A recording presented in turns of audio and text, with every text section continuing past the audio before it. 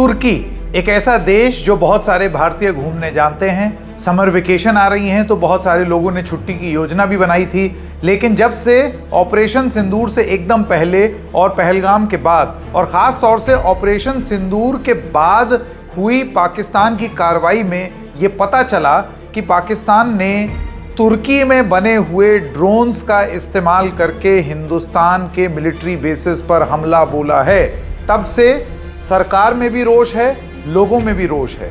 बहुत सारे लोग अपनी तुर्की की छुट्टी कैंसिल कर रहे हैं। मेक माई ट्रिप, क्लियर ट्रिप और इस तरीके की तमाम वेबसाइट्स ये रिपोर्ट कर रही हैं कि हाँ, लोगों के कैंसिलेशन आने शुरू हो गए हैं। एक गुस्सा लोगों में साफ तौर से दिखाई दे रहा है, लेकिन ये सिर्फ लोगों तक सीमित नहीं है, ऐसे लगता है कि ये सरकार तक भी है।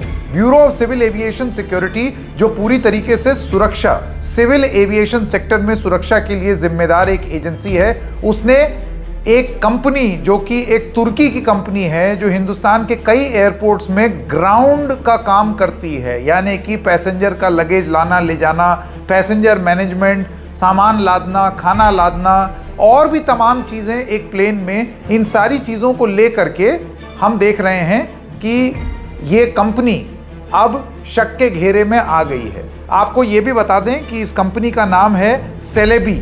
सेलेबी का जो अप्रूवल था हिंदुस्तान में अलग अलग एयरपोर्ट्स पर चलने का, वो रिजेक्ट कर दिया गया है।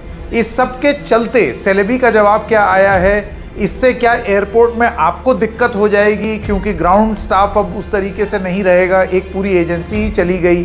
क्या है ये पूरा मामला और कैसे इसको समझा जाए, आइए आपको बताते हैं। नमस्कार, मेरा नाम है संकेत उपाध्याय और आप देख रहे हैं इशारों में। तो सबसे पहले आपको ये बता दें, bureau of civil aviation security है, इसने एक टर्किश कंपनी है सेलेबी एविएशन, उसका एक सर्टिफिकेट कैंसिल कर दिया है सिक्योरिटी का, क्योंकि भारत की सरकार का ये मानना है, BCAS का ये मानना है कि इसमें कुछ सिक्योरिटी रिस्क हैं, इस वजह से हम इसको कैंसिल कर रहे हैं। क्या एक्शन लिया है वो आपको बताएं। BCAS ने एक चिट्ठी में, मिनिस्ट्री ऑफ सिविल एविएशन के अंडर आती है ये मिनिस्ट्री, उसने एक चिट्ठी लिख करके ये बताया है कि जो सिक्योरिटी क्लियरेंस है Celebi airport services India private limited की, उसको आप इमीडिएट इफेक्ट 15 मई 2025 से हॉल्ट पर रख रहे हैं। यानी कि अब उनको सिक्योरिटी क्लियरेंस नहीं है एयरपोर्ट में घुसने का भी।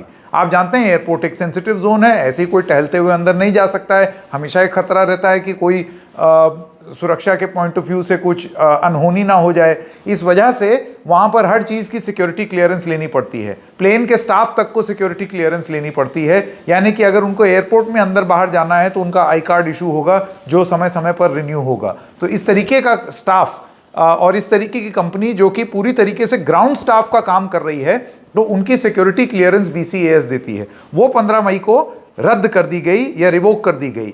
ये डिसीजन जो लिया गया है उससे आप ये समझिए कि सेलेबी के ऑपरेशंस रातों रात 9 एयरपोर्ट्स में गायब हो गए। और ये एयरपोर्ट कौन से हैं? दिल्ली, मुंबई, बेंगलुरु, हैदराबाद, चेन्नई, अहमदाबाद, कोचिन, कन्नूर और गोवा। इन सब जगहों पर सेलेबी की सेवाएं इस्तेमाल की जा रही थी एयरलाइंस द्वारा, अब वो इस्तेमाल नहीं की जा सकती।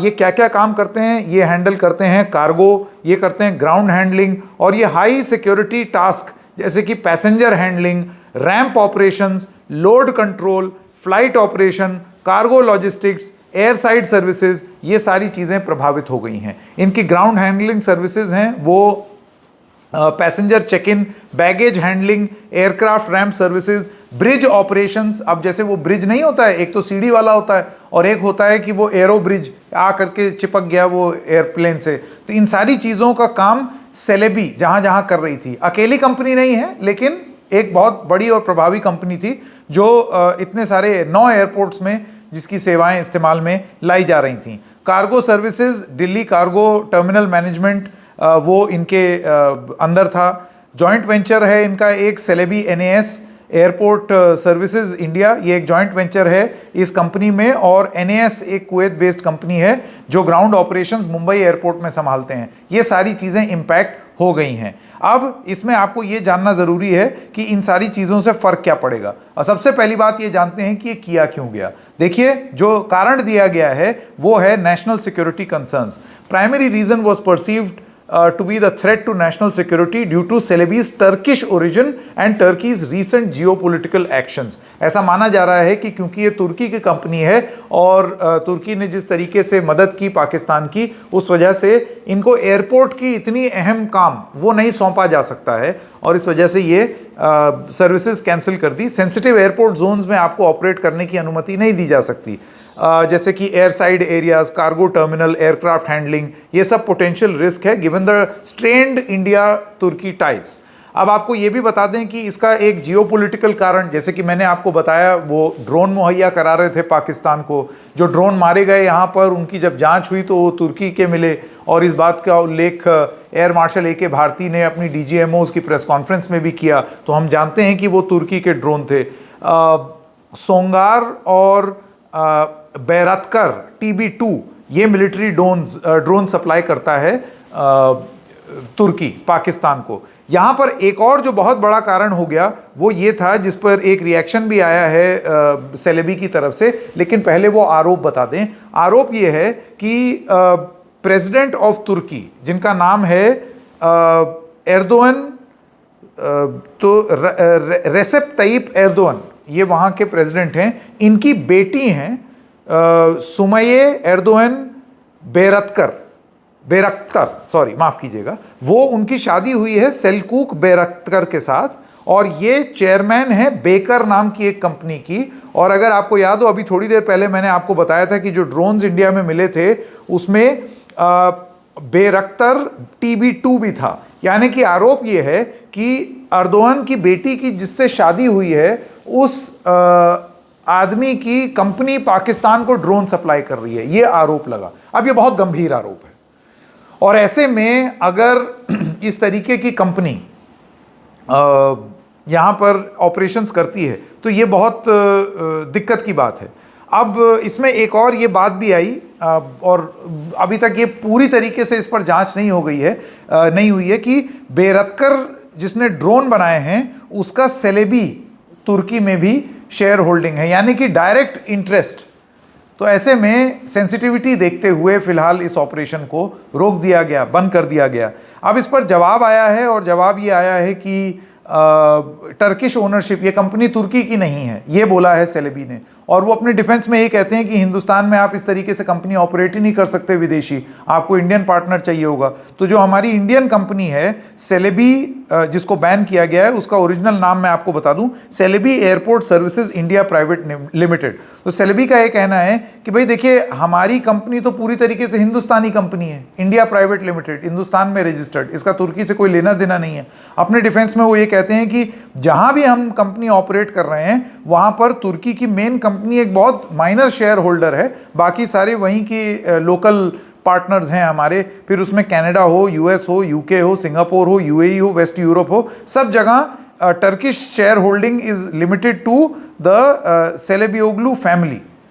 तो जैसा कि आप देख रहे हैं, अपनी तरफ से ये सेलेबी कंपनी ये कह रही है कि भाई हमारा कोई सिक्योरिटी लैब्स का कोई कंसर्न नहीं है, हमारा कोई सिक्योरिटी पूरा क्लियरेंस हुआ था, अब तक हम चीज़ों को ऑपरेट कर ही रहे थे, तो एकदम से रातों रात हम ख़राब कैसे हो गए। हम कमिटेड हैं इंडियन एविएशन सेक्टर में, BCS और CISF इन सब के हमने अप्रूवल लिए हुए थे, हमने पूरे इंडियन ऑपरेशंस में बहुत ज़्यादा निवेश भी किया हुआ है, हमारा कोई लिंक नहीं है एर्दोगन के परिवार के साथ, और हमारी जो मेन फैमिली है जो ऑपरेट करती है उसका भी कोई लिंक नहीं है एर्दोगन के परिवार के साथ। तो ऐसे में ये लिंक बनाना ये तथ्यहीन है। अब ये तो देखिए इस कंपनी का डिफेंस है, लेकिन 100 बात की एक बात ये है कि अब ये जो एक्शन हुआ है ये सेलेबी के ही खिलाफ नहीं है, ये एक जनरल मूड पर रिस्पॉन्ड हो रहा है।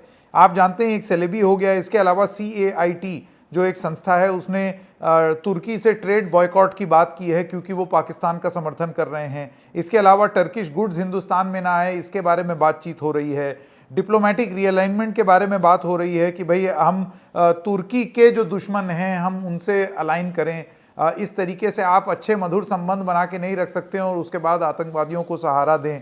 इसके अलावा टर्किश ऑनवॉय का एक इवेंट होना था जो मिनिस्ट्री ऑफ एक्सटर्नल अफेयर्स ने पोस्टपोन कर दिया। मतलब बहुत सारी चीज़ें हैं जो हो रही हैं और उसके केंद्र में तुर्की का समर्थन पाकिस्तान के लिए और उनको ड्रोन मुहैया कराना जिससे हमारे एयर बेसिस पर और मिलिट्री एस्टेब्लिशमेंट पर अटैक करने का प्रयास किया गया, जिसको हमारे एयर डिफेंस सिस्टम ने ध्वस्त कर दिया। अब आपको ये बता दें कि इसका असर आप पर क्या पड़ेगा। सबसे पहली बात तो बहुत सारे लोग अपनी स्वेच्छा से अपनी अपनी टिकट कैंसिल करा रहे हैं तुर्की की छुट्टी की, कहीं और जा रहे हैं घूमने उमने। इसके अलावा एक और चीज़ जो तुरंत हो सकती है सेलेबी की वजह से, वो ये है कि, और ये कंसर्न है लोगों के मन में जिसको पहले से ही दूर कर दिया गया है, कि क्योंकि वो इतना ग्राउंड स्टाफ वगैरह मेंटेन करते थे, तो जब एकदम से कोई एजेंसी, इतनी महत्वपूर्ण एजेंसी जो 9 एयरपोर्ट पे काम करती है, अब अगर वो काम करना बंद कर देगी तो फिर जाहिर सी बात है बड़ी दिक्कतें होंगी। तो इस दिक्कत से कैसे पार पाएंगे। अब ऐसे में ये जो तमाम एयरपोर्ट्स हैं, इनका ये कहना है कि सेलेबी के लिए जो स्टाफ काम कर रहे थे खास तौर से कॉन्ट्रैक्ट पर, उनको कॉन्ट्रैक्ट रीनेगोशिएट करके और कंपनीज में या फिर एयरपोर्ट की तरफ से भी एम्प्लॉय किया जा सकता है। क्योंकि देखिए 100 बात की एक बात यह है, प्लेन तो उड़ाने हैं, प्लेन चलाने हैं, ये सेवा लोगों को देनी है। अब ऐसे में अगर एक कंपनी कम हो जाएगी तो ये सेवा अफेक्ट हो जाएगी। तो इस चीज को मद्देनजर रखते हुए तुरंत ही कार्रवाई में जुटे हुए हैं 9 एयरपोर्ट में अलग अलग लोग, और वो प्रयास कर रहे हैं कि कम से कम जमीन पर काम ना रुके और एयरलाइंस को जो सपोर्ट चाहिए एयरपोर्ट से, वो सपोर्ट ग्राउंड स्टाफ का वो रेगुलरली मिलता रहे। सेलेबी नहीं सही तो कोई और कंपनी, और हम जानते हैं कि हिंदुस्तान में भी तमाम तरीके की कंपनी हैं जो ये ग्राउंड स्टाफ का सपोर्ट देती हैं। तो ये एक बड़ी बात है। इसी के साथ साथ एक चीज और हुई, और वो है इंडिगो एयरलाइंस। जैसे कि आप जानते हैं, ये और एयर इंडिया हिंदुस्तान की सबसे बड़ी एयरलाइंस हैं। डोमेस्टिक सेक्टर में तो हैं ही, लेकिन अब इंडिगो इंटरनेशनल सेक्टर में भी ऑपरेट करता है, और उनका एक कोड शेयर एग्रीमेंट है और लीजिंग एग्रीमेंट है टर्किश एयरलाइंस के साथ 2018 से, जिससे सीमलेस टिकटिंग होती है और कनेक्शन होता है damp leasing of aircraft of Turkish Airlines and Corendon Airlines for domestic and international routes to address capacity shortages. मई 2023 में इंडिगो ने पहली damp lease wide body Turkish Airlines अपने फ्लीट में इंडक्ट की थी। अब ऐसे में इसका भविष्य क्या होगा, ये कितने समय तक प्रभावित होगा, क्या इंडिगो को ये करार तोड़ना पड़ेगा, इसको लेकर के भी तमाम बातें अब सामने आ रही हैं। अभी तक ऐसा माना जा रहा है कि इंडिगो के ऊपर प्रेशर जरूर बन रहा है कि आप ये करार तोड़िए, लेकिन इंडिगो की तरफ से आधिकारिक रूप से अभी इस पर कोई स्टेटमेंट नहीं आया है। मैं आपको ये भी बता दूं कि अब बहुत इंटरेस्टिंग होगा ये देखने के लिए कि डिप्लोमेटिकली इसको किस तरीके से हैंडल किया जाता है। लोगों के पॉइंट ऑफ व्यू से तो इसको अच्छे से इस कदर हैंडल करने का प्रयास किया जा रहा है कि आपकी अगर फ्लाइट है और अगर आपका एयरलाइन सेलेबी की सेवाएं इस्तेमाल करता है, तो कम से कम ऐसा ना हो कि आपकी फ्लाइट ऑपरेशंस ही बैठ जाए, वो चलते रहें, उसका प्रयास जरूर कर लिया गया है और एक डिप्लोमेटिक मैसेज भी भेजने का प्रयास किया गया है। इशारों में इतना ही, फिर मिलेंगे किसी और मुद्दे के साथ, तब तक के लिए नमस्कार।